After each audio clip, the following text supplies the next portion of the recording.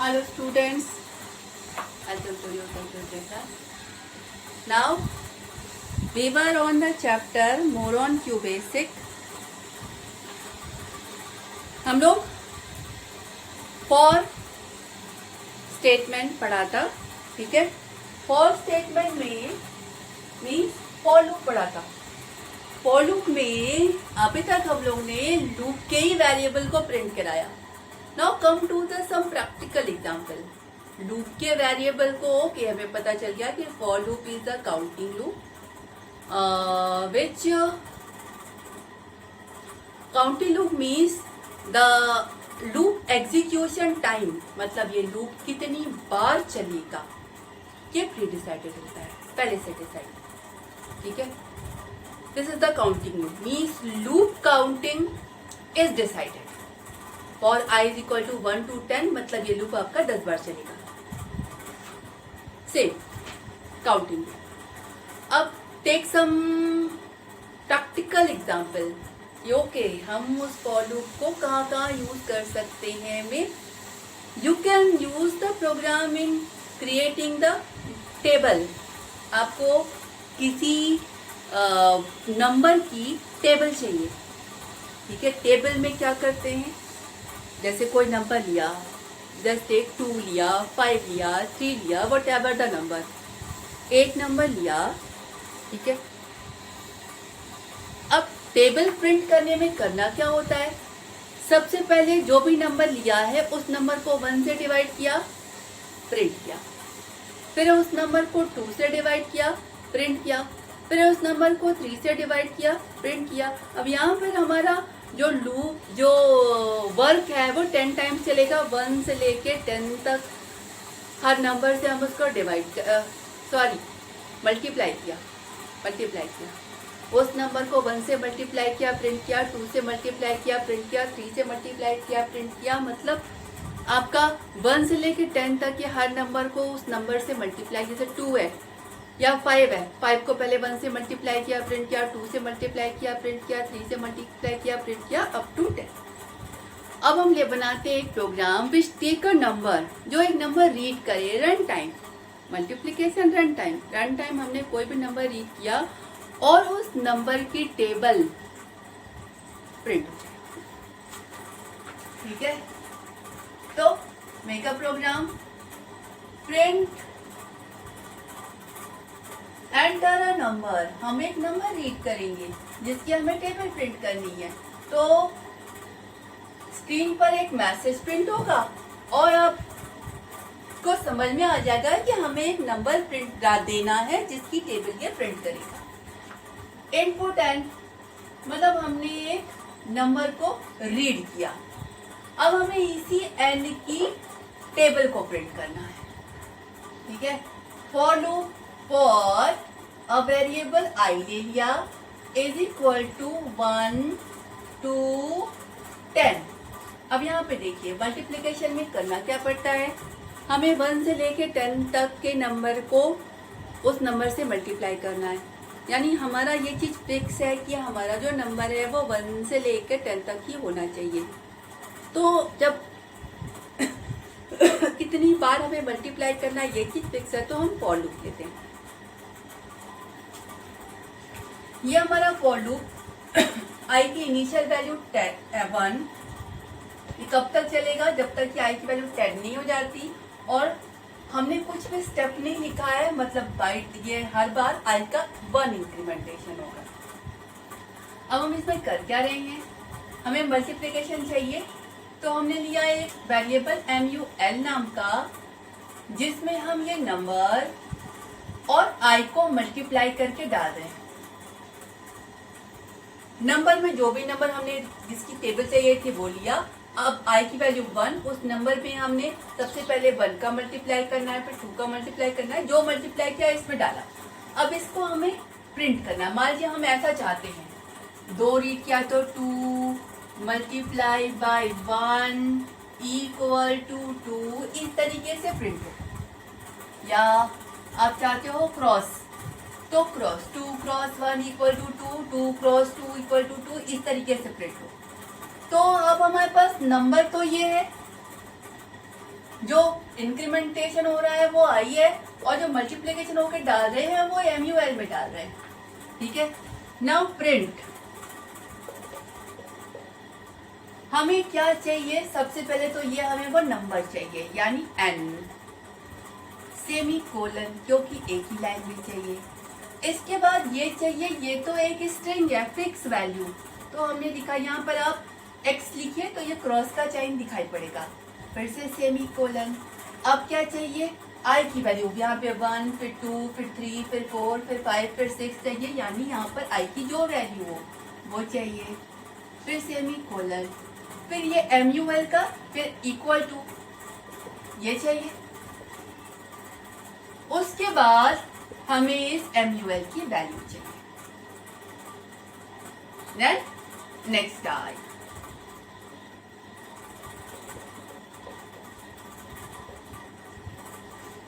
देखिए आप अगर एक फॉर लूप यूज करें तो आप सिर्फ टेक्स्ट लिखेंगे तो भी काम चल जाएगा। ठीक है, लेकिन अगर आपका फॉर के अंदर फॉर है, यानी एक से ज्यादा फॉर एक साथ है, तो फिर आपको स्पेसिफाई करना पड़ेगा कि ये जो नेक्स्ट है वो किसके लिए है। ठीक है, इफ यू आर, यहाँ पर हम केवल एक फॉर यूज कर रहे हैं, बिना आई लिखे भी हमारा काम चल जाएगा। Now this is our program. Now come to the output, कि ये जो प्रोग्राम चलेगा ये आउटपुट क्या देगा। F5 प्रेस किया, रन होने लगा। Now come to the output. सबसे पहले प्रिंट में एक स्ट्रिंग दिया है, ये स्ट्रिंग हमारी मॉनिटर पर एज इट इज डिस्प्ले होगी। Enter a number. अब इसके बाद अगली लाइन एक नंबर की रीडिंग है। अब नंबर वो हमसे रीड करने के लिए मांग रहा है, जो नंबर हम दें, मान लीजिए हमने दिया 5, यानी एंड वेरिएबल की वैल्यू हो गई 5। आप इसको ऐसे भी समझ सकते हो, n की वैल्यू हो गई 5, राइट। इसके बाद ये for i equal to 1 to n, यानी सबसे पहले i की वैल्यू हुई 1 और इनिशियल वैल्यू 1 है, ये 10 तक चलेगा, तो सबसे पहले तो i की वैल्यू 1 हुई। अब अंदर आया नंबर, यानी n multiplied by i equal to MUL, यानी MUL नाम का एक वेरिएबल डिक्लेयर हुआ। इसमें n और i दोनों की मल्टीप्लाई करके जो रिजल्ट आया वो इसमें गया। यानी इस समय सिचुएशन ये है, जब i की वैल्यू 1 थी, n की वैल्यू 5, i की वैल्यू 1 और MUL की वैल्यू 1। अब प्रिंट क्या होगा? प्रिंट, ये स्टेटमेंट है, इसमें जो लिखा है वो प्रिंट होगा। सबसे पहले n की वैल्यू 5, यानी प्रिंट होगा 5। उसके बाद क्रॉस, एक स्ट्रिंग है, यानी प्रिंट होगा क्रॉस। उसके बाद i की वैल्यू 1 है, यानी 1। उसके बाद equal to a string, equal to, और MUL की वैल्यू यानी 5। पहली बार ये लाइन प्रिंट हुई। उसके बाद नेक्स्ट आई, यानी i एक बढ़ा, अब i की वैल्यू 1 से हो गई 2। ठीक है, कंडीशन चेक हो कि क्या ये वैल्यू 10 हो गई है? नहीं, ये वैल्यू अभी 10 नहीं हुई है। फिर से अंदर आया, अब n multiplied by i, n की वैल्यू 5, i की वैल्यू 2, एंड 5 क्रॉस 2 10, MUL में अब गया 10, राइट। अब n की वैल्यू ये, i की वैल्यू ये, MUL की वैल्यू ये। अब देखिए ये क्या प्रिंट करेगा, सबसे पहले n की वैल्यू दैट इज 5, उसके बाद equal to a cross a string, x a string, यानी ऐसे, i की वैल्यू 2 यानी 2, इक्वल टू अ स्ट्रिंग यानी ऐसे, और MUL की वैल्यू यानी 10 यानी ऐसे। In the second line, second iteration, it will print this.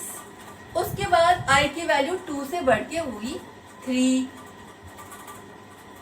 Condition अभी भी सेटिस्फाई है, अभी भी ये 10 नहीं हुआ है।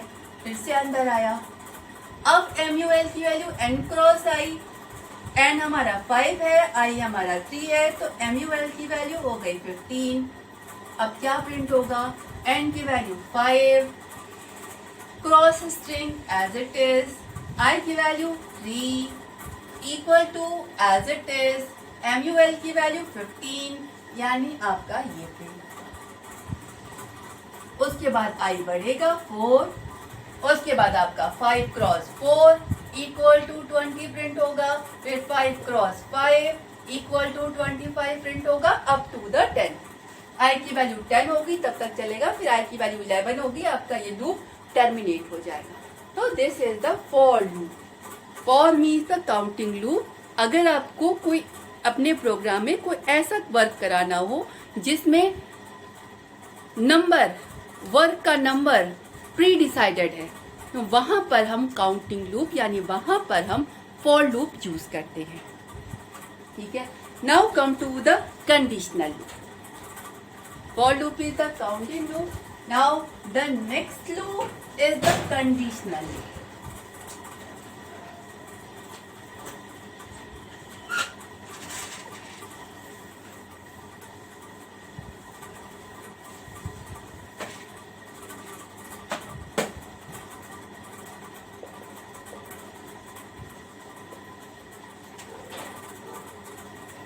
First, the difference.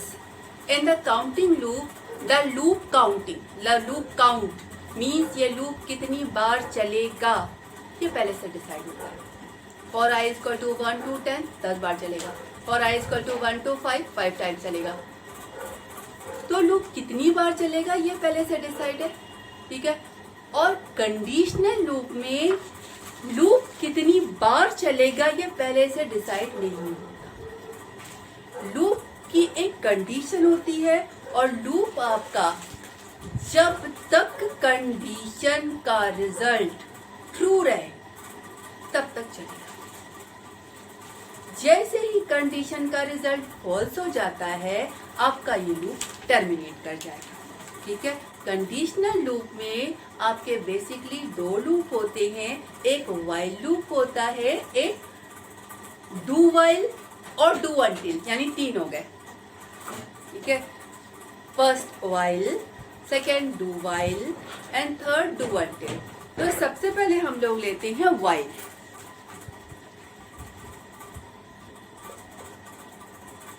While when means loop. The first statement of the loop is the while and the last statement of the loop is the when. while और when के बीच में जितने भी स्टेटमेंट होते हैं वो सारे के सारे इस लूप के पार्ट होते हैं। ठीक है,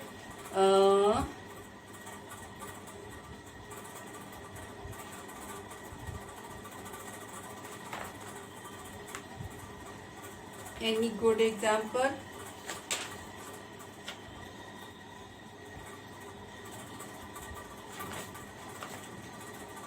चलिए हम लोग 2 की टेबल ही या उस नंबर की टेबल ही सेम वर्क। देखिए आपका सिंटेक्स क्या होता है। व्हाइल, अ कंडीशन, स्टेटमेंट और व्हेन। मतलब आपके इस कंडीशन जब तक ट्रू रहे तब तक आपका लूप चलता रहे। जैसे ये कंडीशन फॉल्स हो आप लूप के बाहर आ जाए। ठीक है, अब यहाँ पर कोई इनिशियल वैल्यू, कोई इंक्रीमेंट या डिक्रीमेंट नहीं होता। तो आपको ये चीज आपको ध्यान में रखनी है कि फॉर लूप में तो ये इनबिल्ट है, स्टार्टिंग कंडीशन और टर्मिनेशन कंडीशन और इंक्रीमेंट डिक्रीमेंट सब उसी के अंदर है। ठीक है, पर व्हाइल लूप में ऐसी कोई चीज नहीं होती। तो आपको अगर while loop condition, termination condition, increment decrement सब कुछ आपको खुद से लिखना पड़ता है। चलिए सेम प्रोग्राम, एक नंबर रीड किया, उस नंबर की टेबल अब हम लोग व्हाइल लूप से बनाते हैं, which will give the same result. देखिए आपका ऐसा कहीं कोई रूल नहीं है कि कोई एक प्रोग्राम फॉर लूप से बन सकता है तो वो व्हाइल से नहीं बनेगा, व्हाइल से बन सकता है तो वो फॉर से नहीं बनेगा। No, you can do each one, any one, मतलब इन एनी प्लेस। किसी भी काम को आप किसी भी लूप से कर सकते हैं। We use the loop for our convenient. जब हमें पता होता है कि हमारा ये लूप की काउंट फिक्स है तो हम काउंटिंग यूज करते हैं। जब हमें नहीं पता हो, कंडीशन पता हो, तो हम कंडीशन लूप यूज करते हैं। लेकिन ऐसा कोई भी रूल नहीं है कि आप कोई काम सिर्फ और सिर्फ काउंटिंग लूप से कर सकते हैं, कंडीशनल लूप से नहीं कर सकते। हम करते हैं, हम सेम नंबर की टेबल अब हम व्हाइल लूप से बनाएंगे। प्रिंट एंटर अ नंबर, जैसा हम लोगों ने फॉर लूप में किया था। इनपुट एन, यानी एक नंबर को हमने रीड किया।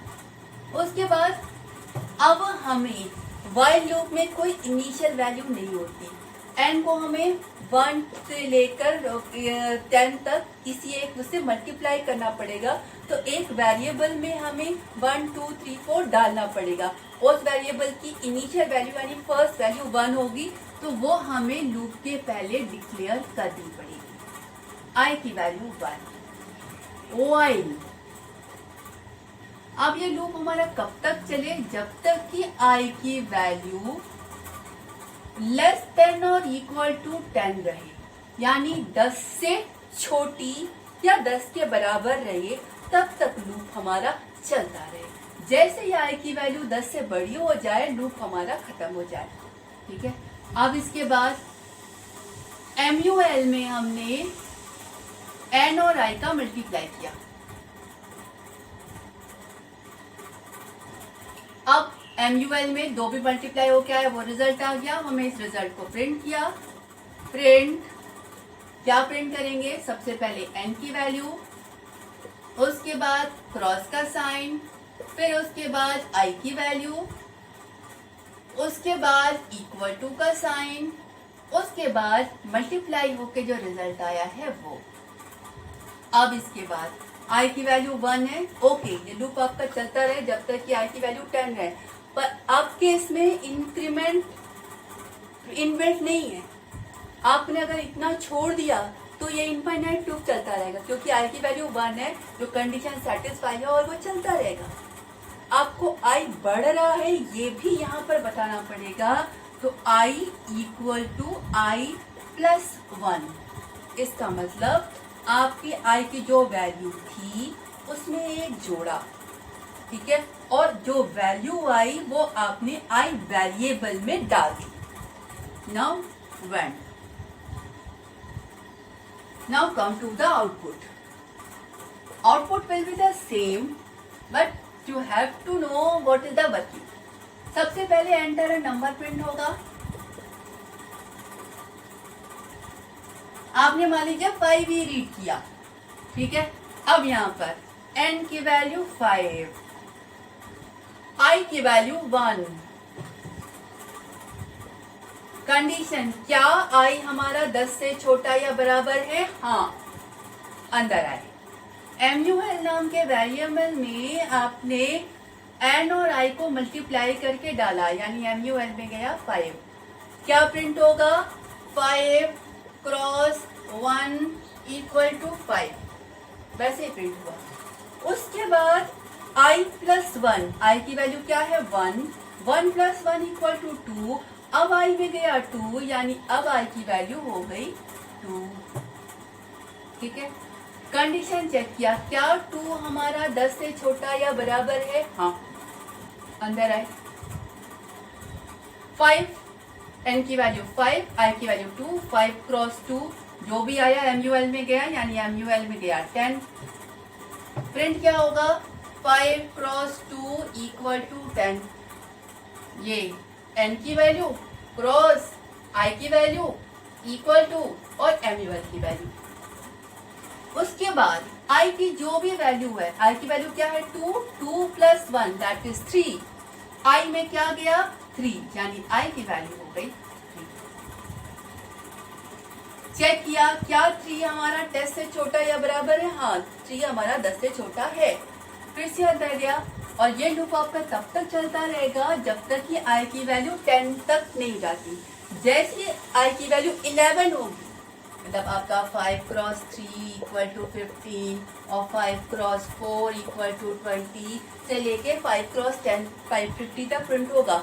जैसे आई की वैल्यू 11 होगी ये लूप कंडीशन फॉल्स हो जाएगी। 11 हमारा 10 से छोटा नहीं होता, बराबर भी नहीं होता, तो लूप कंडीशन टर्मिनेट, आप लूप के बाहर आ जाओ। और this will be the result of this program. Okay, thank you.